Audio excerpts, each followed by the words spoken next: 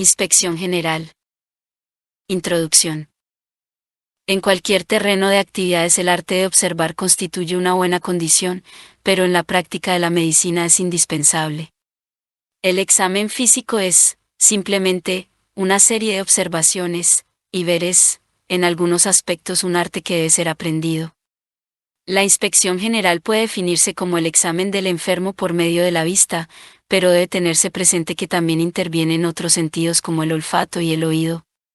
La inspección general se inicia desde el primer contacto entre el paciente y el médico y continúa durante la anamnesis y por supuesto el examen físico. Ahora bien, ¿qué factores juegan un papel en la observación? ¿Cuáles requisitos se necesita para llevar a cabo una buena inspección general? Antes de considerar qué buscaremos durante el examen, volvamos brevemente nuestra atención al acto de mirar por sí mismo, el arte de observar. Goethe resumió el proceso diciendo, vemos solo lo que conocemos. En esta simple afirmación reunió los dos elementos básicos importantes de la observación, el acto sensorial o perceptual y el proceso correlativo o conceptual. El primer paso es percibir. El segundo, relacionar los estímulos sensoriales con algún conocimiento importante o experiencia pasada. Ambas facultades son indispensables, y ambas son irrevocablemente interdependientes. Otro punto importante que debemos considerar, es que en algunas ocasiones podemos pasar por alto un detalle físico evidente, y que con cierta frecuencia inventamos observaciones falsas. La concentración y la observación cuidadosa nos ayudarán a evitar estos peligros. Con los conocimientos adquiridos a través de los años y la experiencia clínica acumularemos la información que dará significado a lo que percibimos a través de la inspección general. Tome en cuenta que para realizar una buena inspección general se necesita como mínimo una buena iluminación, siempre que sea posible, a la luz del día o con iluminación de luz blanca, un ambiente tranquilo, con una mirada atenta, y por supuesto estar plenamente concentrados en lo que se hace, pues ello redundará en una buena apreciación y descripción de la inspección general del paciente.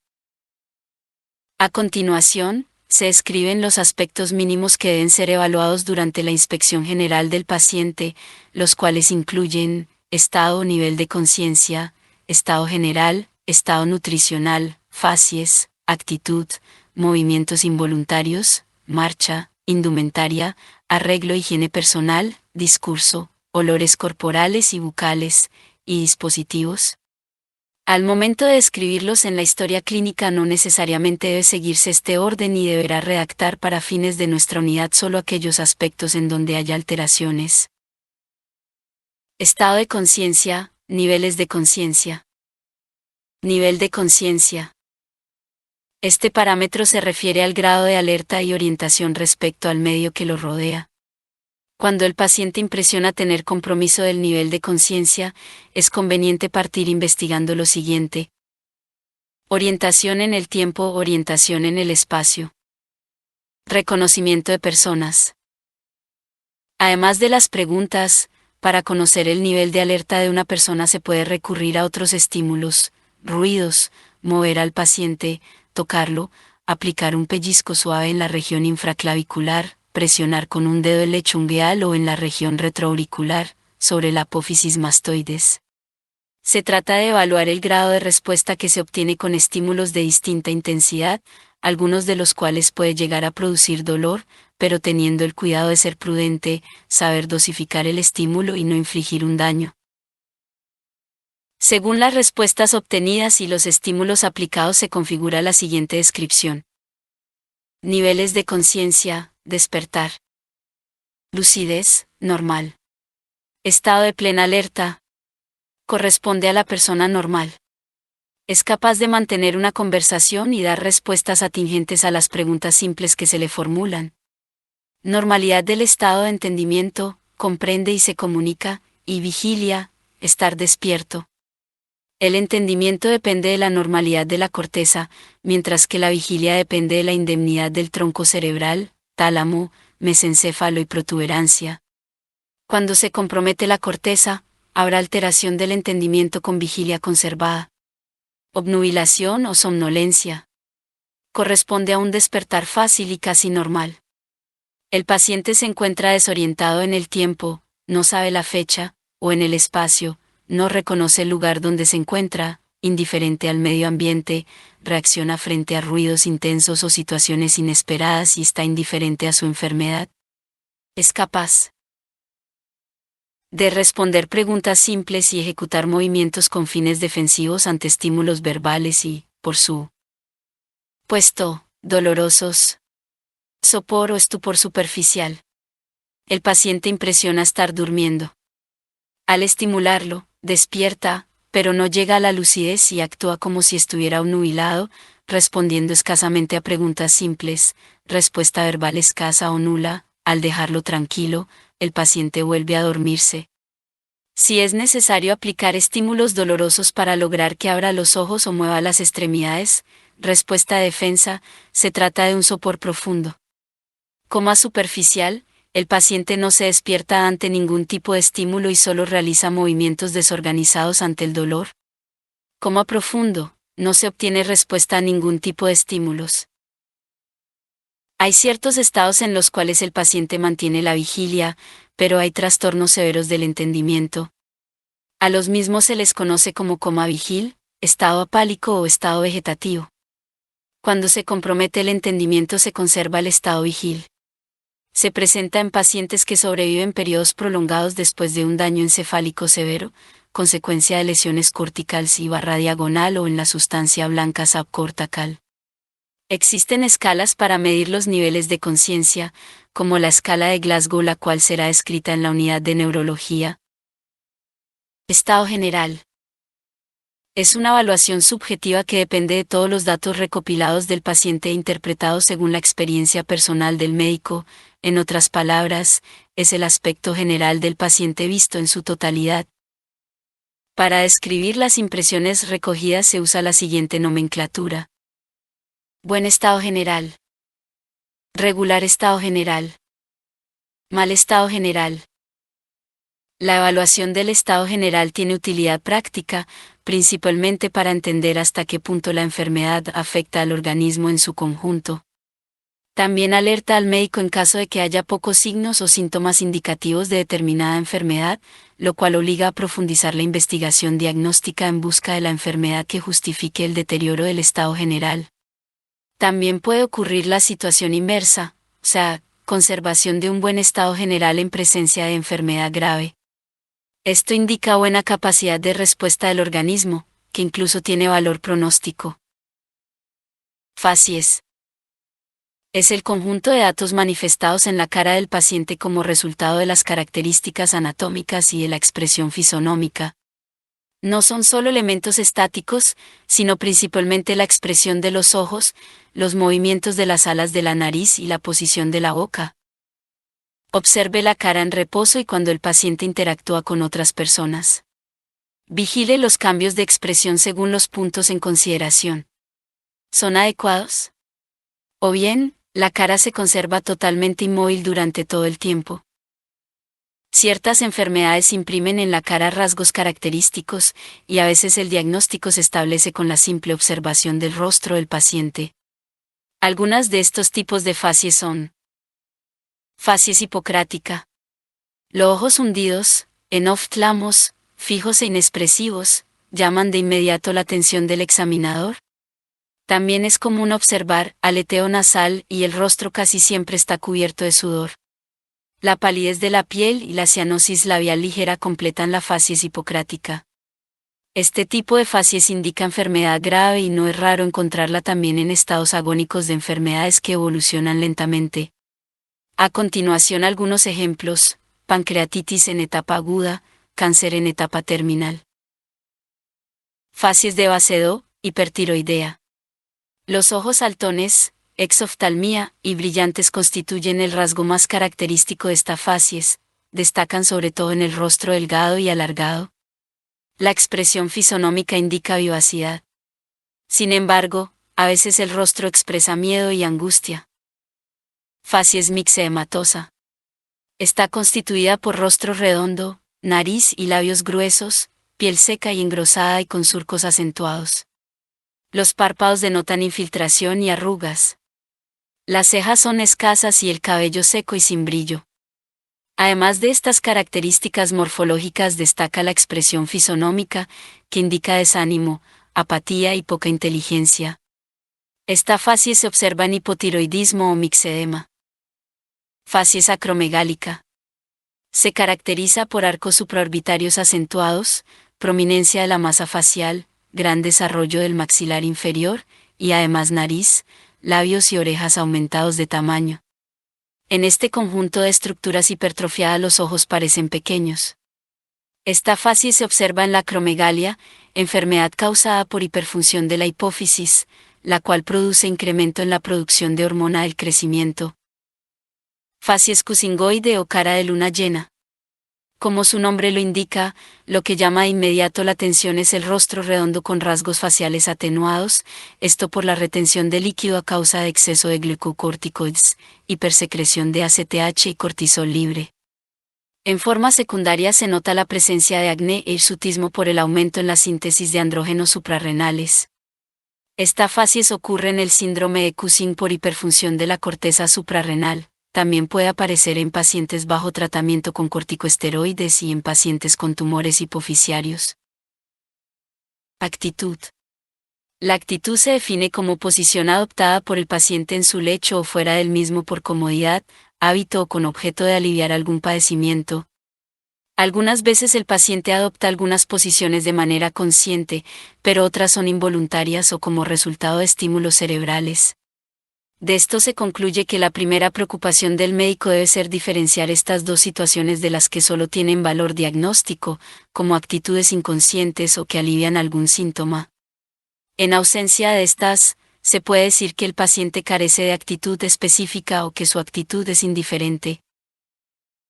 Se han propuesto muchas clasificaciones, y la más objetiva es la que separa las actitudes voluntarias e involuntarias. Actitudes voluntarias. Las actitudes voluntarias son adoptadas por voluntad propia e incluyen la ortopneica, la genupectoral, la posición en cuclillas y los diferentes decúbitos. En esta unidad temática describiremos únicamente la ortopneica, ya que las demás se describirán en las unidades correspondientes. Actitud ortopneica, ortopnea. El paciente tiene que sentarse con los pies colgando de la cama, o sentándose en una silla. Algunos pacientes refieren mejoría al dormir con varias almohadas. El paciente adopta esta posición para aliviar la falta de aire provocada por insuficiencia cardíaca izquierda, asma bronquial y ascitis voluminosa. Hay mejoría porque con la posición erguida se logra aumentar la capacidad vital, al facilitarse el juego respiratorio de ampliación y retracción del tórax y la movilidad diafragmática y disminuir la congestión pulmonar. Actitudes involuntarias. Las actitudes involuntarias no dependen de la voluntad del paciente y como ejemplo tenemos opistótonos, enfermo en forma de arco de concavidad posterior, por contractura de los extensars, descansando sobre su cabeza y los pies. Se observan tétanos y meningitis. Movimientos involuntarios o hipercinesia. Mientras el paciente permanece en presencia del médico debe observarse con atención movimientos anormales o involuntarios, porque algunos son continuos y otros ocurren periódicamente o en crisis. Algunos de ellos son temblores. Son movimientos alternados más o menos regulares y rápidos, de amplitud pequeña o mediana, que afectan principalmente la porción distal de los miembros. Pueden presentarse durante los episodios febriles, hipotermia, lesiones cerebelosas, enfermedad de Parkinson, entre otros. Asterixis. Movimientos cortos espontáneos o provocados, de amplitud variable de la muñeca, que se producen al extender el paciente las manos con los dedos abiertos, o al hiperextenderlas el médico soltándolos bruscamente, observados en los segmentos distal del cuerpo, semejan el batir de las alas de un ave. Usualmente son bilaterales. Son debidos a interrupciones rítmicas de una contracción muscular voluntaria. Fue primariamente descrito en la encefalopatía hepática, pero es signo de afectación difusa de la corteza cerebral y por eso es común en la encefalopatía urémica hipercápnica así como intoxicación por barbitúricos. Se produce por fatiga neuromuscular, debido a una deficiencia en el metabolismo del amonio, lo cual aumenta la relación glutamina/diagonal glutamato. El glutamato es el principal neurotransmisor excitatorio del cerebro y ante la presencia de amonio, se convierte en glutamina que no tiene función excitatoria. Tics. Son movimientos súbitos, repetitivos, parcialmente voluntarios, que pueden ser suprimidos. Se presentan durante el día y disminuyen hasta casi desaparecer por la noche. Pueden ser funcionales u orgánicos. Convulsiones son movimientos musculares súbitos e incoordinados, involuntarios y paroxísticos, generalizados o en un solo segmento del cuerpo. Las convulsiones ocurren en muchos padecimientos clínicos, pero todas tienen un denominador común: descargas bioeléctricas originadas en alguna región del cerebro con estimulación motora inmediata. El ejemplo clásico son los diferentes tipos de epilepsia. También ocurren en el tétanos, estados hipoglicémicos, intoxicaciones exógenas, alcohol, estricnina, insecticidas, tumores cerebrales, meningitis. Tetania, movimientos involuntarios caracterizados por crisis exclusivamente tónicas, casi siempre localizadas en manos y pies, y por eso denominadas espasmo carpopedal. La tetania ocurre en la hipocalcemia y en la alcalosis respiratoria por hiperventilación. Apoplejía, interrupción, enfermedad. Fasciculaciones son contracciones breves arrítmicas y limitadas a un haz muscular, generalmente de los párpados. Pueden presentarse entre otras causas, en pacientes con lesión de neurona motora inferior, son indicativas de denervación, con incremento de la sensibilidad de las fibras a la acetilcolina circulante. Marcha. El modo de caminar del paciente puede ser de gran utilidad diagnóstica, sobre todo en enfermedades neurológicas. Los tipos de marcha normal más característicos son helicópoda, desegador o hemipléjica. Al caminar, el paciente mantiene el miembro superior en aducción y flexionado a 90 grados a nivel del codo y la mano cerrada en ligera pronación. El miembro inferior del mismo lado se encuentra espástico y la rodilla no se flexiona. Debido a esto, la planta del pie se arrastra por el piso describiendo un semicírculo cuando el paciente da un paso adelante. Este modo de caminar recuerda el movimiento de una hoz en acción. Ocurre en pacientes con hemiplegia cuya causa más común es la muerte súbita e instantánea de células cerebrales tras una de la circulación de la sangre en el cerebro. También denominada cerebrovascular SV o ictus. Marcha cerebelosa o de ebrio. Los pacientes caminan con una base de sustentación ensanchada, las piernas abiertas y los brazos en abducción, como actuando de balancín, la mirada dirigida al suelo. La marcha no es en línea recta, sino que experimenta desviaciones laterales, que pueden ser hacia uno u otro lado. Si la lesión es bilateral, a cada paso parece que van a caer. En cambio, cuando la lesión es unilateral, el paciente siempre se desvía hacia el mismo lado, que es aquel donde está la lesión, pudiéndose provocar al hacer marchar alternativamente hacia adelante y atrás al enfermo, la llamada marcha en estrella o brújula. La marcha es en zigzag, semejando la de un ebrio, marcha titubeante o de ebrio. Este tipo de marcha indica incoordinación de movimientos a causa de lesiones en el cerebelo. Marcha de trepador, estepaje, marcha del cavador o marcha equina. Al levantar la pierna del suelo, el pie, en lugar de flexionarse ligeramente como en el paso normal, queda extendido, colgando, y el enfermo, para no tropezar con la punta inerte de aquel, levanta excesivamente la pierna y deja caer de plano el pie sobre el suelo, como azotándolo. Por recordar algo, el movimiento de las piernas, piafar, de los caballos, recibe el nombre de estepaje. El estepaje unilateral es la manifestación de una paresia del peroneo. El bilateral es causado frecuentemente por una grave polineuropatía o atrofia muscular neural. Indumentaria, arreglo e higiene personal. ¿Cómo va vestido el paciente? ¿Sus ropas están limpias, planchadas y puestas adecuadamente? ¿Cómo se compara con las ropas que llevan personas de la misma edad y del mismo grupo social? Observe pelo, uñas, dientes, piel y, cuando la hay, barba del paciente. ¿Están bien cuidados? ¿Cómo se compara su cuidado general e higiene con la de otros de su misma edad, estilo de vida y grupo socioeconómico? Compare una mitad del cuerpo con la otra. El poco cuidado en la indumentaria e higiene personal puede presentarse en casos de depresión, esquizofrenia y síndromes orgánicos de cerebro, pero considere siempre las normas del grupo en el que vive la persona. Un cuidado excesivo puede insinuar trastornos obsesivo-compulsivos. La falta de cuidado en un lado del cuerpo puede depender de lesión en la corteza parietal opuesta, generalmente en el lado no dominante. Discurso durante toda la entrevista. Observe las características del habla del paciente, incluyendo cantidad.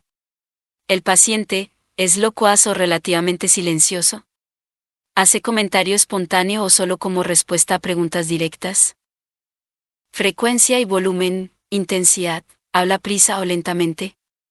Tome en cuenta, además, el habla lenta, por ejemplo, en la depresión. El habla rápida y en voz alta en un síndrome maníaco. El habla rápida de los pacientes con hipertiroidismo, mientras que los pacientes hipotiroideos tienen un habla lenta, torpe y ronca. La fluidez, que incluye no solamente la frecuencia sino también la capacidad de hablar en forma continua y clara. Por ejemplo, la tartamudez, en la cual se puede presentar repetición de sonidos o sílabas o ruptura de palabras. Ritmo e inflexión perturbados, como por ejemplo monotonía, lentitud, voz débil en el parkinsonismo. Duda y búsqueda de las palabras en pacientes con afasia tales como circunlocuciones, en las cuales frases u oraciones sustituyen a una palabra que la persona no recuerda, como ¿tiene usted algo con que escribir?, en lugar de pluma. Parafasias. Cuando las palabras están deformadas, escribo con una gluma, equivocadas, escribo con una barra, o inventada, neologismo, por ejemplo, escribo con un dar. Jergafasia, cuando los neologismos son abundantes, se transforma el mensaje tornándose el mismo incomprensible. Tanto las circunlocuciones como las parafasias y jergafasias son debidas a lesión en el área de Wernicke, secundarias por ejemplo a eventos cerebrovascular, traumatismos cráneoencefálicos o neoplasias que involucren dicha área.